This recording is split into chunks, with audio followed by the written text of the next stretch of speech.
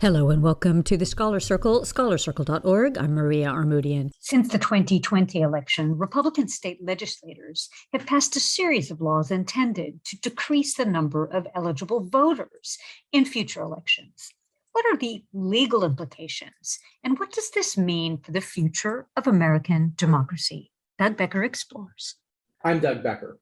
Since the 2020 election, the Republican Party has confronted defeat by claiming the election was stolen.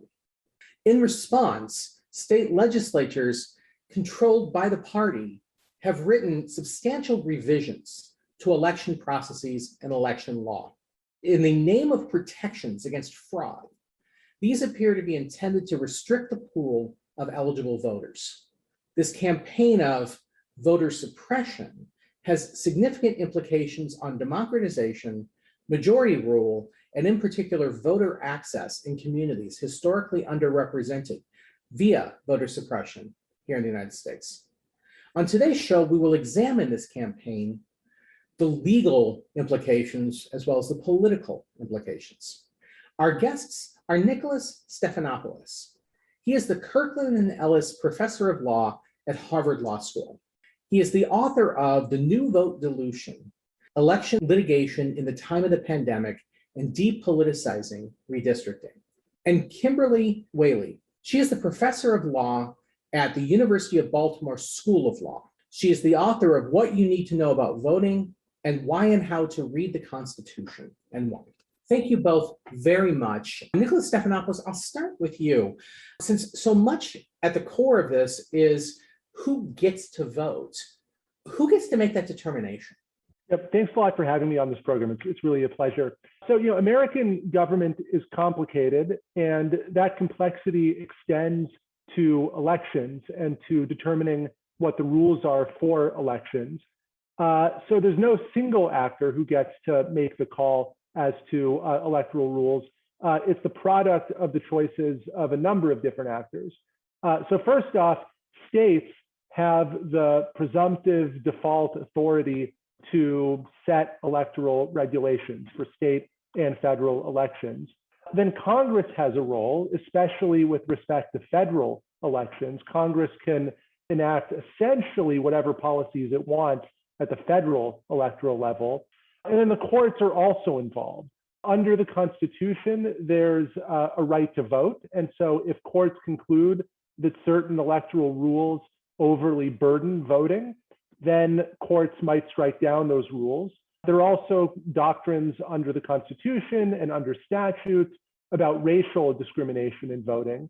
And so if courts conclude that electoral rules have a racially discriminatory purpose or a racially disparate impact, that can also be enough to invalidate the rules.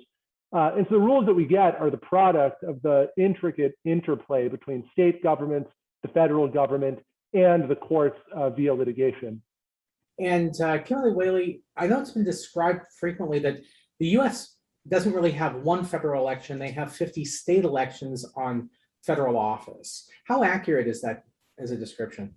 Well, you could actually move that number up because a lot of elections happen at even more local jurisdictions. So there are actually thousands of sets of rules and different ballots. And that does create sort of this patchwork system where even though the Supreme Court is recognized implicit in the original constitutional right to vote, there's actually the original document doesn't affirmatively have a right to vote the way, say, there's a right to free speech, which I think does get tricky and makes problems, frankly, when it gets into the court system, because the court's not required to value the right to vote in the same way that it values other things. Certainly, we're in a system where, if you live in Oregon, your access to the ballot, you can walk in same day, register, and vote in that moment, is really different from, say, Texas, which is, some experts have said, is the most restrictive state in the union for voting, but certainly many places where you can't walk in, and there's a bunch of hoops that you have to jump through in order to access the franchise. And interesting sort of historical component of this, and which distinguishes us from other democracies, is that we are an opt-in system. You have to prove your eligibility to vote And that dates back to just, white male landowners originally having access to the ballot. We're still having a debate in this country whether the right people, that is, people that we find acceptable for voting, so to speak, should have access, even if there's a constitutional right.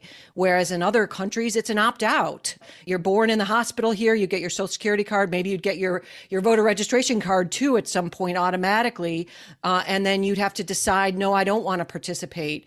And because we're an opt-in system, the numbers are very low, and we're still having this fight for the right. And people who believe, a lot of people think their right to vote doesn't matter. And I always point back to the fact that we're continuing to have this debate about voter access. If your right didn't matter, people wouldn't be trying so hard to limit access to the ballot. And as you indicated in the lead, that's exactly what's happening across the country for a number of reasons.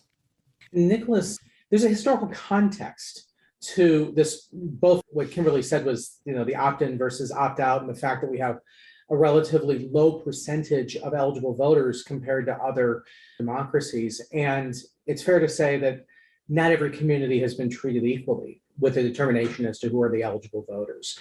Can you talk a bit about some of the history of who's allowed to opt in? Sure, right. So when American democracy began, the circle of eligible voters was quite small. White men who own property. And one of the themes of the history of American democracy is the steady widening of that circle. So before the Civil War, property requirements for voting largely disappear.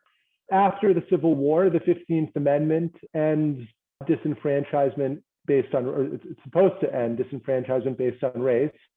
The 19th Amendment ends disenfranchisement based on gender. Of course, unfortunately, you have almost 100 years after the Civil War where the 15th Amendment isn't worth the paper it's written on. You have large-scale disenfranchisement of Blacks in the former Confederate states through violence, through fraud, through mechanisms like poll taxes and literacy tests and the like. Post-1965, we again, in theory, get to an era where there aren't major bases for disenfranchisement. But even in the modern period, we have efforts continuing at voter suppression. They're not as aggressive, they're not as sweeping as some of the policies we've seen in the past. But because we allow elected, self-interested politicians to set the electoral rules, it's not really a surprise that politicians are tempted and often do manipulate those rules for their own advantage by making it harder for their opponents to vote. And so a common theme of the voting restrictions we've seen in recent years is that they're imposed by conservative legislatures targeting voters that are thought to be likely to vote for liberals and Democrats. Whether the restrictions actually work is another question, but the motive certainly seems to be helping to entrench these particular right-wing politicians by twisting the electorate through rules that are chosen to exclude. And so, the struggle for full inclusion of all citizens in US democracy definitely isn't over. Well, and if I could just add to that, which I agree completely with, is that in the date 1965 is really important because that's when the United States Congress passed the Voting Rights Act under Lyndon B. Johnson with the support of Martin Luther King and other civil rights leaders. And there was a critical provision of that. It was known as Section 5, and it essentially put the Justice Department on the block as police officers for these kind of cynical maneuvers to keep people from the ballot. And that was called pre-clearance. Essentially, if you were a bad actor state historically that were imposing these artificial barriers to voting, but weren't technically banning someone on the basis of race, but were effectively doing that, you'd have to get your new voter access laws by the Department of Justice. The Congress sort of renewed that act by large bipartisan majorities multiple times. It was supposed to sunset. And then in a critical case in 2013, called Shelby County versus Holder. The United States Supreme Court struck down, or essentially sort of decommissioned Section 5. So this is where, again, you have a constitutional implied or expressed now through the Supreme Court right to vote. You have an act of Congress, and then you have the Supreme Court coming in and striking that down, essentially saying, you know what, things are gotten so much better now. And by the way, your data is kind of old. So Congress, we want you to go back to the drawing board, prompting the late Justice Ruth Bader Ginsburg to sort of famously say, it's like saying your umbrella is working so well in a rainstorm, you might as well put it down, take it down. Even the majority in that case, the conservative majority in a 5-4 decision, agreed the Voting Rights Act was spectacularly successful in expanding access, legal access to the ballot. And since then, we've seen more of these encroachments creep back. And we might get to this, but there are two major pieces of legislation that's been pending for quite a while. One is H.R. 4. It's been renamed the John Lewis Voting Rights Act after Representative Lewis passed away. That is a law that would do exactly what the Supreme Court said Congress should do 8 years ago, and that is put Section 5 back in the Voting Rights Act. But we have, for a lot of reasons, a dysfunctional Congress, and much more dysfunctional, I think, than we had even back in 2013. So that's languishing. And in addition, and again, we might get to this as well, I think this new 6-3 majority on the Supreme Court, this conservative majority, is probably more likely to be striking down acts of Congress to preserve the vote than progressives would like. And again, I think that is in part because the Constitution doesn't expressly enshrine the right to vote in an affirmative way that gives the court leeway, frankly, to tolerate or entertain justifications for ballot barriers that really don't have a whole lot of grounding in fraud or other sort of the other mainstream rationales people have for making it harder to vote.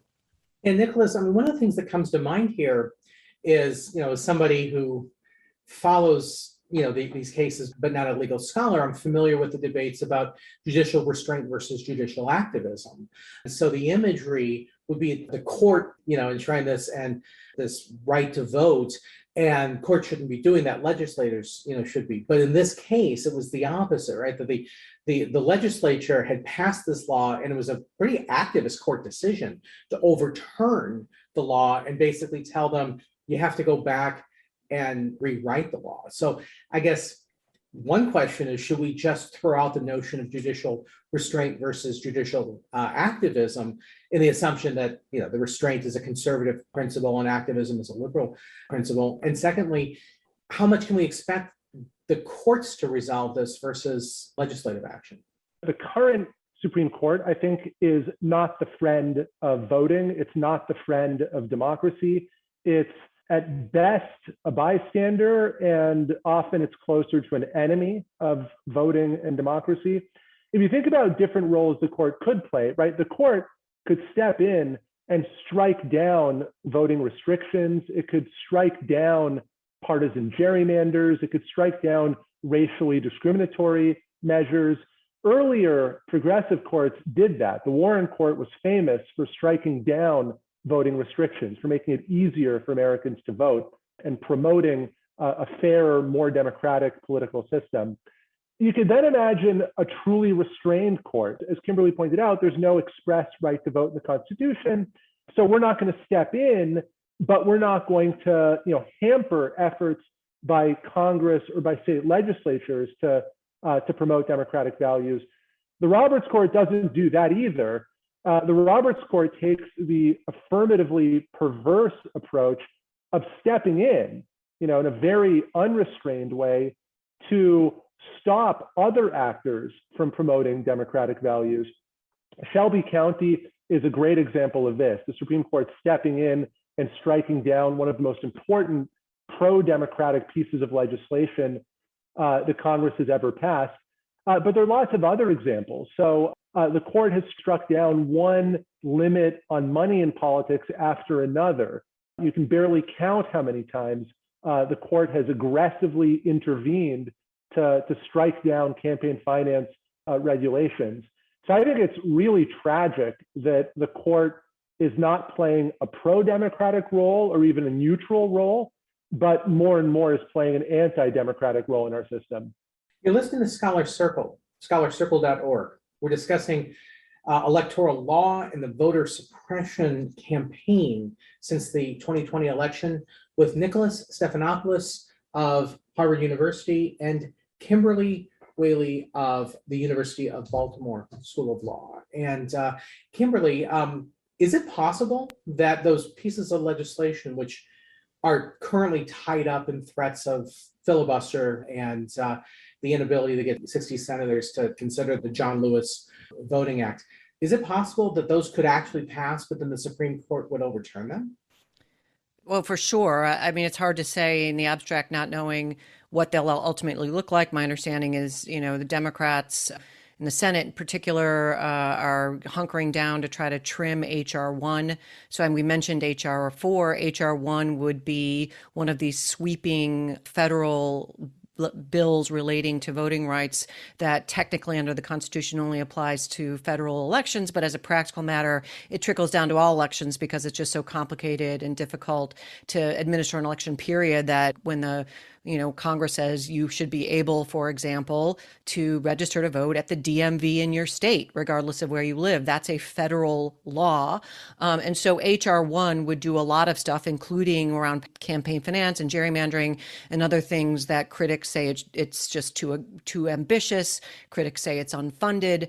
But absolutely, I agree with the assessment that this court is not only neutral, but it's hostile towards voting rights. And you can look at the fractured split decision in Brnovich this term, which was kind of a bellwether, where Justice Alito essentially added a five-factor test to an act of Congress that doesn't exist. There is no five-factor test, and put this burden on voters that is increasingly hard to satisfy to show that their access to the ballot violates another part of the Voting Rights Act, Section 2. So Section 5 is sort of out of commission. So voters are going to Section 2. I won't go into that much detail, just except to point out that there was a time where Section 2 by courts was very sort of narrowly construed as requiring intentional discrimination, that you had to climb in the brains of state legislatures and show that they actually wanted to discriminate on the basis of race. For example, Congress amended that statute, said, no, we actually have a broader totality of the circumstances test.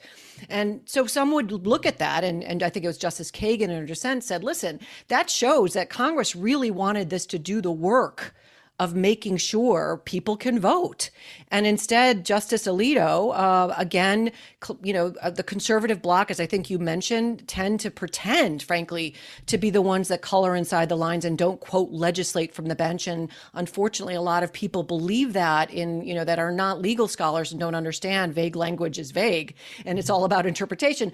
But he created this multi-factor test that acknowledges that there's disparate impact on race, that he basically tolerates that in the test, even though you could say clearly Congress didn't want that. So yeah, we are in a very sad moment when it comes to voting rights, in that, we have a Congress that we can talk about it, absent the filibuster, getting rid of the filibuster, or maybe just tailoring it for voting rights. I know maybe Joe Manchin, senator from West Virginia, suggested he's one of the holdouts on filibuster, that maybe he'd go along with tinkering with the filibuster. But if that doesn't get affected, then we're not going to see legislation. And even if we do, it could get struck down in the United States Congress, or at least amended in ways that don't reflect the people's will, because of course members on the Supreme Court are not democratically elected, and they're not removable through the democratic process, which is deeply, deeply problematic. And I want to put there's so much to talk about here, but I hope we do also have an opportunity to talk about the Electoral Count Act, because the other sort of forefront right now of the battle around voting rights is not so much who gets to cast a ballot, which is traditionally voter suppression laws, which are raging back, but whose ballots get counted. And as we saw with the 2020 election, with the January 6th insurrection, and triple digits of Republicans in this Congress refusing to gavel in Joe Biden, notwithstanding certified votes from the states, Secretary of State of Texas Attorney General Paxton of Texas filing a brief in the Supreme Court asking to cancel the votes in 4 other states, and 160 plus members of the United States Congress and signing on to that, and 2 justices, Alito and Justice Thomas, dissenting from the decision to not take that case. Where we're seeing now, the next frontier is even if you get through all the hoops and you actually get your ballot cast, we're not going to count it. We're going to cancel it based on, floating, effervescent, untethered allegations of voter fraud. And unless the Electoral Count Act is amended to require Congress and to acknowledge and respect, absent real evidence of fraud, the certifications from the states, and to require, frankly, the states after November to actually pay attention to the popular vote. Those are 2 big holes in this old statute. We could have the big lie in the next election, maybe the voters get to the polls and we get a good count, but the count gets ignored. And I fear that could be the end of American democracy, because then you're just ignoring votes. And there is no legislation, as to my knowledge, that's pending. H.R. 1 doesn't affect the counting, the counting of the votes versus the casting of the votes. And H.R. 4 does not affect the counting of the votes versus the casting of the votes. And the time for addressing that is between now and 2022, when there are midterms that could decide who controls both houses of Congress. And that kind of raises that question about how much we relied on norms, because nobody had ever thought to challenge that and not necessarily having those legal protections. I'm certainly going to come back to that, but there's one thing I want to really make sure to address. And Nicholas, I know you've actually written on this question. There was one thing that made the 2020 election unique with respect to allegations of fraud or questions of process, and that's the pandemic. Initially, the challenges against the state seemed to be pandemic driven, that states were expanding access to the ballot with things like the drop boxes and the mail-in balloting, et cetera, with the pretty express purpose that we're in the middle of a pandemic and people want to be able to stay at home but still be able to vote. Now, that doesn't necessarily seem to be at the core of the campaign now, but early, in the 2020 process, that seemed to be a part of this. How much has this issue really been exacerbated because we're living in this historic pandemic that required some degree of flexibility for access to the ballot? A lot of voting changes happened during the pandemic in all kinds of directions. Some states, some municipalities decided to make voting easier. Some states passed things like universal absentee ballots for everybody, or at least universal absentee ballot applications for everybody. States set up drop boxes in larger volumes than before. We saw things like curbside voting and mobile voting centers to make it easier to vote without coming into contact with other people and potentially infecting them. And so there was a big surge in 2020 in non-in-person voting, either early voting or mail-in voting of one kind or another. And so, a couple points about that. One is that there was a big surge, but it was still largely the continuation of existing trends. It's not like in 2016, everyone voted in person. I forget the exact numbers, but I think something like a third of all voting or more was not done in person on election day in 2016. And that number may have gone to well above half in 2020, but it was still a very large number before. The other point is that for the defeated, for Trump, who lost the election, he was looking for things to blame for his defeat. And one narrative is that either these voting relaxations caused a lot of fraud, which supposedly enabled Biden to win, or at the very least, these relaxations made voting easier, and that enabled a lot more legitimate votes to be cast, and that may have contributed to Biden's victory. The fraud story is just a lie. As Kimberly pointed out, there's just no evidence of systematic, widespread fraud on anything close to the level necessary to decide a presidential election. Even the other narrative is pretty much wrong. The best evidence we have is that higher turnout, voting relaxations like mail-in voting or more early voting don't have a significant partisan effect. Politicians seem to think they have a big effect, but the best evidence is that they cause higher turnout from both sides without giving either party a big advantage. So when I think about the voting relaxations of 2020 and the effort to now roll back some of those relaxations, the rollback effort is built on a lie about fraud, and it's also built on just an erroneous understanding of how voting restrictions and voting relaxations work. They don't really seem to have big partisan effects on the ground. And so, that has implications for both sides. It means that the Republicans who are pushing these restrictions for partisan gain, which I think is basically all of them, should expect to be disappointed. They're probably not going to dramatically change the partisan landscape through these rollbacks. And then Democrats who are worried that Georgia or Texas's voting restrictions might entrench Republican power forever in those states. That's probably also a bit of an exaggerated concern. Most likely these restrictions are not going to have a significant effect on either party's performance in those states.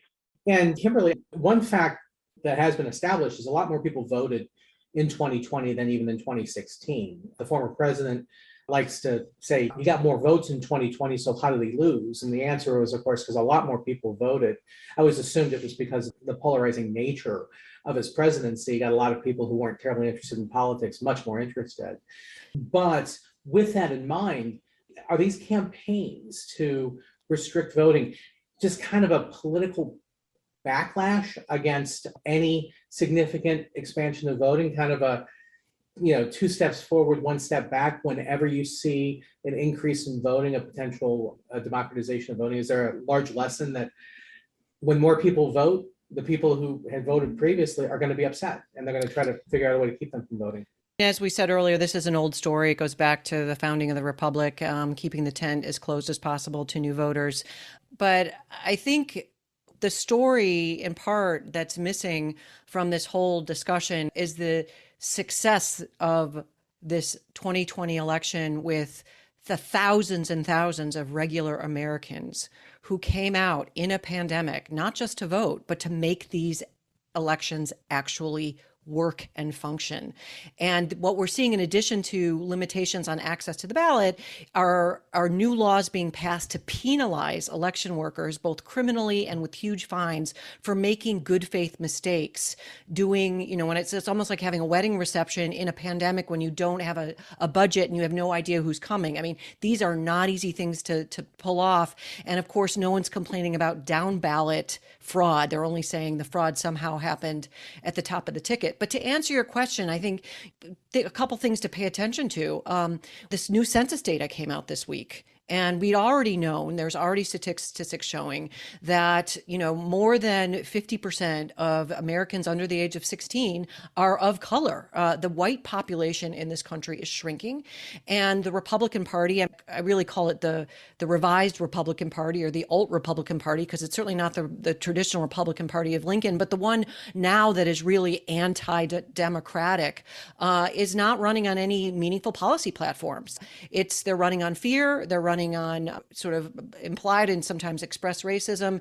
And the idea certainly is, how do we stay in power? We stay in power by morphing into single party rule and limiting access to the ballot. And this is something that I think all Americans, regardless of political stripe, really should care about. It's hard to get that message across, both because of misinformation online and because there's just lots of suffering going on for lots of reasons, make people sort of have emotional reactions to a lot of this stuff, and the politicians play on that. But, we've seen in our lifetime in other parts of the world, functioning democracies fail and turn into, fake democracies that are only that on paper. And unfortunately, at least in my lifetime, I don't think we've ever seen what's happening now. It's not just a fight over voter IDs, which was really the fight a few years ago, which frankly Congress could fix by just issuing everybody a federal ID if you're a citizen. I don't know why we can't just get one little clean thing through Congress and then that whole argument would go away, because or people that are not documented wouldn't have access to that.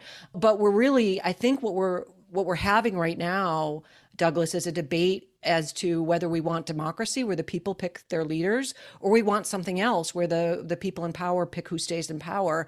And it's not being framed that way. It's still being framed as a choice between, blue party platform and our party platform. But the Republican platform in the last round was non-existent. All it was adherence to Donald Trump, period, the person. When I say this to people, people get really afraid, and I don't want to be the bearer of bad news, but as my colleague understands as a scholar, this is where things are pointing, and we don't have any sort of entitlement to a functioning democracy. We have to all come out in 2022 and vote for the right to vote and be our own bosses in government. And that's not a given in this moment. Nicholas, I keep hearing this from the, coming out of, Democratic Party activists, that the way you overcome some of these challenges is you're going to have to organize. So in essence, to save the democracy, we need more democracy. It needs to be political organization and get out the vote campaigns in order to ensure that advocates of decreasing the access to the ballot are going to lose the next election. How much confidence should we have that this is really the best way forward? We just need a lot more Democrats, a lot more people of color, a lot more people who are just concerned with this issue voting, especially considering the fact that well over 50% of the votes cast in several elections have gone to Democrats, but they frequently don't win. Greater organization, greater mobilization can help with respect to voting restrictions. The idea for most modern voting restrictions is not to categorically disenfranchise any category of people. It's to make it more of a hassle to vote, to eat up more of your time, to make it more of a headache, make you wait in line, make you find forms, make you find a notary, et cetera. So greater organization, greater initiative can help to overcome those kinds of efforts that are driving up the cost of voting. But more mobilization isn't going to help at all with the election subversion tactics that Kimberly mentioned. If the Georgia state legislature takes over the Fulton County election board and then simply tosses out a bunch of lawfully cast ballots, all the mobilization in the world isn't going to stop the discarding of the ballots that are the product of the mobilization. And then when it comes to, gerrymandering, rejiggering the boundaries of districts, you can mobilize all you want. The extra votes are just going to be useless in the packed Democratic districts. They're going to result in the Democrat winning 90-10, not 80-20, but big deal. That's no more seats in the legislature. In the cracked districts, it's hard, bordering on impossible to make up a 5 percentage point, 10 percentage point intentional disadvantage in a district through mobilization. So I think we have to distinguish between different kinds of anti-democratic practices. Mobilization can help. It's not a cure, but it can help with voting restrictions, but it's effectively useless against gerrymandering and against election subversion. And it's also a little offensive to poor voters, minority voters, Democrats in general, to tell them, hey, you're going to go have to work twice as hard to cast the same number of votes. If you're an old white Republican, we'll kowtow to your every need. We'll make voting a walk in the park. But if you're somebody else, we're going to make you jump through one hoop after another. That's frankly offensive. Like, the government should be treating its citizens equally when it comes to voting. So I think even if mobilization can succeed, it's still, I think, offensive and undemocratic to obligate one group of people to mobilize where other groups of people don't have to mobilize to effectively cast their ballots. It's a reminder that, to me, one of the greatest things we can do and simplest things we can do to try to ensure greater access to the ballot is just give everybody election day off. The fact that we are one of the rare democracies that vote on a day where everybody has to go to work has always been something that I thought was remarkably classist, certainly racist at that point. Thank you both very much for your insights into this, the challenges that we face with this question of voter suppression, some of the legal challenges, some of the political challenges. We've been discussing the voter suppression campaigns, state legislatures making it more difficult to access the ballot and the implications on the democracy. Our guests today have been Nicholas Stephanopoulos. He is the Kirkland and Ellis Professor of Law at Harvard Law School and the author of The New Vote Dilution, Election Litigation in the Time of the Pandemic and Depoliticizing Redistricting. And Kimberly Wehle. She's the Professor of Law at the University of Baltimore School of Law and the author of What You Need to Know About Voting and Why, and How to Read the Constitution and Why. Thank you both very, very much. Thank you for having me. It's been a pleasure. Thanks a lot.